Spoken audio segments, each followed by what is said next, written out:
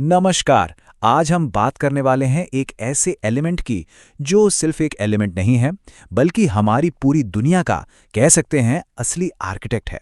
जी हाँ, हम बात कर रहे हैं कार्बन की। अच्छा, चलिए एक सवाल से शुरू करते हैं। जरा सोचिए, एक तरफ है हीरा, दुनिया की सबसे कठोर चीजों में से एक। दूसरी तरफ है पेंसिल की वो नरम सी लेड, और फिर हमारे किचन में रखा हुआ सिरका। अब इन तीनों एकदम अलग अलग चीजों में आखिर कॉमन क्या हो सकता है? जवाब सिर्फ एक शब्द का है, कार्बन। हाँ, बिल्कुल सही सुना।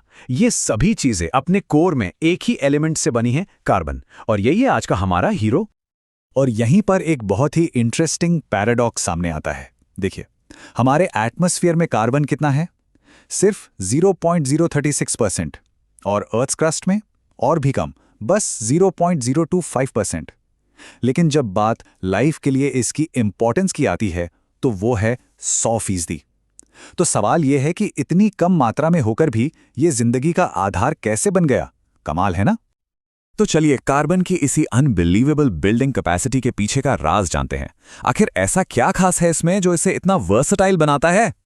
कार्बन की जो सबसे बड़ी सुपर पावर है ना, वो है कैटिनेशन। अब ये क्या है? इसको ऐसे समझिए जैसे हमारे पास लेगो ब्लॉक्स होते हैं। हम उन्हें एक दूसरे से जोड़कर कितनी भी लंबी, कैसी भी कॉम्प्लेक्स शेप बना सकते हैं, है ना? बस ठीक वैसे ही कार्बन के एटम्स एक दूसरे से जुड़कर लंबी लंबी चेन्स बना लेते हैं, और यही चेन्स जिंदगी के कॉम्प्लेक्स मॉलिक्यूल्स का बेस बनती हैं। अच्छा, कार्बन की वर्सेटैलिटी का एक और डायमेंशन है, एलोट्रोपी या अपररूपता। मतलब सोचिए, आपके पास एक ही तरह की ईंटें हैं। उन्हीं ईंटों से आप एक सीधी दीवार भी बना सकते हैं और एक गोल कुआं भी। चीज वही, पर अरेंजमेंट अलग। बस यही होता है एलोट्रोपी में। एटम्स तो सेम रहते हैं, लेकिन उनका अरेंजमेंट बदलने से बिल्कुल अलग प्रॉपर्टीज वाली चीजें बन जाती हैं। और इसका सबसे बेस्ट एग्जाम्पल है ग्रेफाइट और हीरा। दोनों ही प्योर कार्बन हैं। लेकिन फर्क कहाँ है? ग्रेफाइट में हर कार्बन एटम अपने साथ 3 दूसरे एटम से जुड़ता है।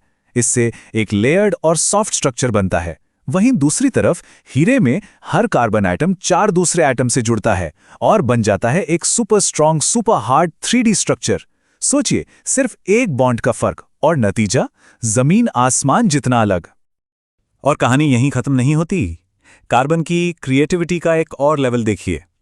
बकमिंस्टर फ्यूलरीन, ये C60 मतलब 60 कार्बन एटम से बना एक मॉलिक्यूल है। और इसकी शेप कैसी है? बिल्कुल एक फुटबॉल जैसी। ये कार्बन की स्ट्रक्चरल डाइवर्सिटी का एक और कमाल का एग्जाम्पल है। तो हमने देखा कि कार्बन एटम्स अलग अलग स्ट्रक्चर कैसे बनाते हैं।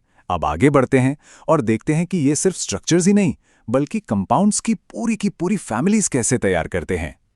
इसे कहते हैं होमोलॉगस सीरीज। ये एक तरह का बिल्डिंग फॉर्मूला है।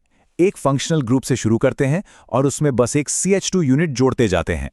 हर बार मास 14 यूनिट्स बढ़ जाता है, पर कमाल की बात यह है कि उस फैमिली के सभी मेंबर्स की केमिकल प्रॉपर्टीज वो लगभग सेम ही रहती हैं। कार्बन की वर्सेटैलिटी में एक और लेयर है, आइसोमेरिज्म। इसका मतलब क्या है? मतलब केमिकल फॉर्मूला तो बिल्कुल सेम, पर एटम्स का अरेंजमेंट अलग। सामग्री वही, पर बनाने का तरीका अलग। और जैसे ही स्ट्रक्चर बदलता है, उसकी प्रॉपर्टीज भी बदल जाती हैं। तो ये तो हो गई सारी केमिस्ट्री की बातें। अब इन कॉन्सेप्ट्स को अपनी डेली लाइफ से जोड़कर देखते हैं कि ये अल्टीमेट बिल्डर हमारे आसपास कहां-कहां काम कर रहा है। शुरुआत करते हैं एथेनोइक एसिड से। इसका कॉमन नाम है एसिटिक एसिड, जिसे हम सब सिरका यानी विनेगर के नाम से जानते हैं।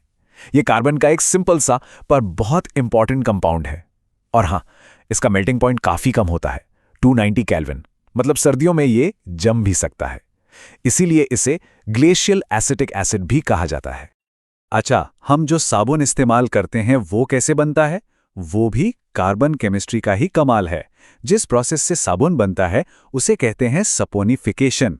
इसमें होता क्या है कि एक एस्टर, जो कि एक कार्बन कंपाउंड है, उसे सोडियम हाइड्रोक्साइड जैसे स्ट्रॉन्ग बेस के साथ ट्रीट किया जाता है और बस बन गया साबुन।